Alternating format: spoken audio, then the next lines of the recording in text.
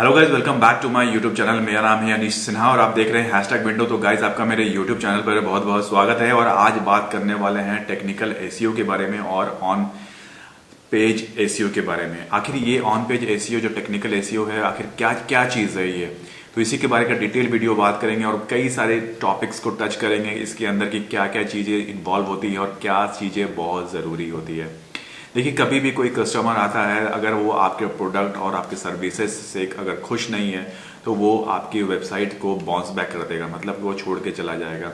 तो इससे सब चीज़ों को आपको जज करना पड़ता है और जज करने के लिए जो सबसे ज़रूरी चीज़ है वो है आपका गूगल एनालिटिक। जो गूगल एनालिटिक का जो कोड होता है वो आपकी वेबसाइट में ज़रूर लगा हुआ होना चाहिए, जिससे कि आप समझ सकें जो बंदा है वो कितनी देर तक वो आपकी वेबसाइट पर ठहरा और किस पेज पर गया था और किस पेज से वो इतनी जल्दी क्विट कर गया। तो हर जो डेटा होता है इसके अंदर बहुत सारे डेटा से इन्वॉल्व होते हैं। टाइम ऑन साइट होता है, आपका सेशन होता है, बाउंस रेट होता है। तो ये सारी चीज़ें इन्वॉल्व होती है जिससे कि आप एक आइडियल अप्रोच ले सकते हैं अपनी वेबसाइट को ठीक करने के लिए। तो आपका वेबसाइट जो हो वो बहुत ज़्यादा अट्रैक्टिव हो, उसमें जो इमेजेस यूज़ हो रहे हैं, जो प्रोडक्ट्स यूज़ हो रहे हैं, वो जो इमेजेस हो या फिर जो कंटेंट है वो बहुत ही क्वालिटी के होने चाहिए, जिससे कि जो कस्टमर, जो यूज़र आपके वेबसाइट पर लैंड कर रहा है वो वहाँ पर स्टिक रहे। तो आप मुझसे पूछेंगे एक आइडियल टाइम क्या होता है कि कस्टमर को कितनी देर तक वेबसाइट पर रुकना चाहिए। देखिए, अगर वो कम से कम 2 मिनट तक भी अगर आपके वेबसाइट पर अगर टिकता है तो ये एक बहुत ही अच्छा नंबर है। तो आप जज कर सकते हैं कि अगर वो 1 मिनट भी रुक रहा है तो ठीक है, बट लेकिन 2 मिनट्स का जो टाइम है वो गूगल बोलता है कि अगर आप 2 मिनट भी आपके वेबसाइट पर रुकता है तो वो बहुत ही अच्छा है। फिर आता है बाउंस रेट। आप देखिएगा कि अगर आपका बाउंस रेट बहुत ज़्यादा हाई हो रहा है तो भी आपके लिए बहुत ज़्यादा बेकार हो जाता है, आपकी वेबसाइट की रैंकिंग गिरने लग जाती है अगर आपका बाउंस रेट ज़्यादा हुआ तो। फिर आप मुझसे पूछेंगे बाउंस रेट कितना ज़्यादा ठीक होता है। देखिए, बाउंस रेट अगर 0 to 40 के बीच में आपका है तो वो बहुत ही अच्छा है, मतलब गुड है, उसको गुड कैटेगरी में हम रखेंगे। फिर अगर बात करें तो 40 to 60 का अगर रेशियो में अगर रहता है तो वो हम बोलेंगे कि फेयर है, ठीक है, ओके है। और 60 से अगर 100 के बीच में अगर आपकी वेबसाइट का बाउंस रेट रहता है तो वो है पुअर। आखिर फिर पूछेंगे कि आखिर बाउंस रेट होता क्या है। क्या होता है, बंदा किसी वेबसाइट पर हमने कुछ सर्च किया, कुछ कोई क्वेरी की और हम वहाँ पर जाके उसके वेबसाइट पर लैंड किया और हमने उसके कंटेंट देखे, उसके वीडियोस देखे या फिर इमेजेस देखे और ज़्यादा देर तक हम फिर वहाँ से उस वेबसाइट के किसी और पेजेस पर ना जाके सीधा क्रॉस से जाके बटन को हमने क्रॉस कर दिया, तो यहाँ पर उसका बाउंस रेट जो होगा वो हाई हो जाएगा। या फिर अगर हम वहाँ से कोई इंटरलिंकिंग किया हुआ है तो हम वहाँ से क्लिक करके हम किसी और पेज पर चले गए तो इससे बाउंस रेट हमारा अच्छा हो जाता है, नीचे ही आ जाता है। तो इस चीज़ का आपको ध्यान रखना पड़ेगा। जो नेक्स्ट और बहुत ज़रूरी चीज़ है कि वो है आपका साइट का स्पीड। साइट का स्पीड अच्छा होना बहुत ज़रूरी है।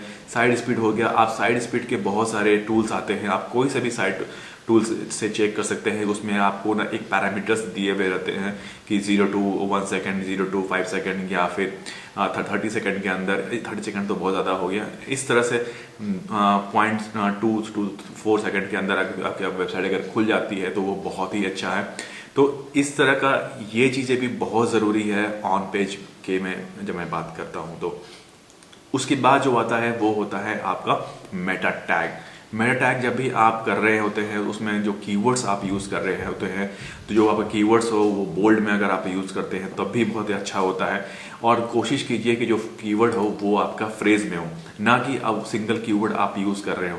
समझ लीजिए कि आपको क्रेडिट कार्ड बाय करना है या फिर क्रेडिट कार्ड से डिटेल्स आपको क्रेडिट कार्ड से सारे चीज़ें आपको रैंक करानी है। तो क्रेडिट कार्ड, आप सिंपल क्रेडिट कार्ड लेके अगर आप ऑप्टिमाइज करेंगे वेबसाइट को तो वो इतनी जल्दी अप्रोच नहीं करेगा और गूगल और उसको रैंकिंग लाने में भी आपको बहुत टाइम लगेगा। और यूज़र जनरली क्रेडिट कार्ड लिख के सर्च नहीं करता है, वो पूरा लिखेगा कि बाय क्रेडिट कार्ड इन दिल्ली या फिर 1 लाख लिमिट क्रेडिट कार्ड इन दिल्ली, या एक पूरा एक फ्रेज होना चाहिए। आप समझ सकते हैं कि मैं क्या बोलना चाह रहा हूँ। तो कीवर्ड का जो ना फ्रेजिंग में होना बहुत ज़रूरी है और इसी को आप टाइटल में यूज़ कीजिए। एक अच्छा खासा डिस्क्रिप्शन जो होता है 170 कैरेक्टर्स के, वो आप यूज़ कीजिए। और उसके बाद एक अच्छे कीवर्ड्स जो होते हैं वो डालिए उसमें। जो कीवर्ड्स होंगे वो जैसा कि आप 9 कीवर्ड्स आप यूज़ कर सकते हैं और लगभग 170 कैरेक्टर्स के आसपास आप डिस्क्रिप्शन यूज़ कर सकते हैं और 75 to 80 कैरेक्टर्स आप यूज़ कर सकते हैं टाइटल में।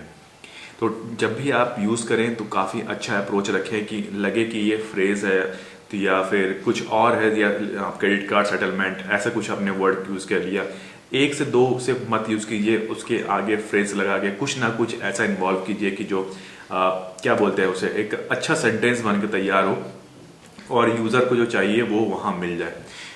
उसके बाद आता है साइट का स्ट्रक्चर। जो साइट का स्ट्रक्चर है वो आपका अच्छा होना बहुत ज़रूरी है, यानी कि आपका होम पेज हो, होम पेज के नीचे आपके 4 या 5 जो भी आपके सेक्शंस बनते हैं, लाइक प्रोडक्ट हो गया, सर्विसेज हो गया, अबाउट अस हो गया, कॉन्टैक्ट अस हो गया, ब्लॉग हो गया, जो हैं वो स्ट्रक्चर हो जिससे कि यूज़र फ्रेंडली हो।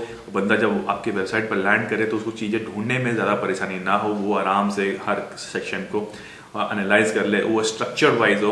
आप देखिएगा कि कभी भी वेबसाइट बनाते हैं तो उसको स्ट्रक्चर्ड करना बहुत ज़रूरी होता है कि एक पैरामीटर के अंदर नेक्स्ट पैरामीटर के अंदर नेक्स्ट पैरामीटर होता है, जिससे कि आप ड्रैग करते हैं प्रोडक्ट है तो प्रोडक्ट के अंदर 5 प्रोडक्ट है, 5 प्रोडक्ट के अंदर कौन कौन से प्रोडक्ट है, तो इस तरह से करके आपको सारी चीज़ें मिल जाती हैं, तो वो बहुत ही अच्छा होता है। तो साइट स्ट्रक्चर पर काम करना भी ज़रूरी है और इसी के अंदर जो एक इन्वॉल्व होता है कि आपका जो वेबसाइट हो उसका जो रिस्पॉन्सिव होना बहुत ज़रूरी है।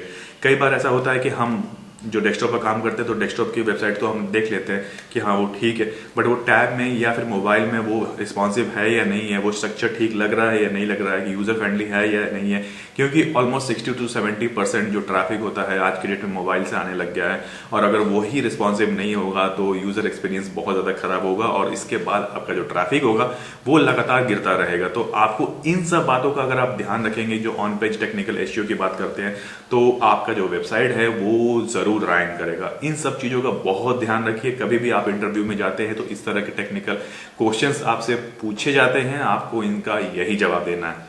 ठीक है गाइज, तो आज के लिए बस इतना ही रखते हैं और फिर मिलते हैं बहुत ही जल्दी नेक्स्ट वीडियो में। तब तक के लिए टेक केयर, नमस्कार।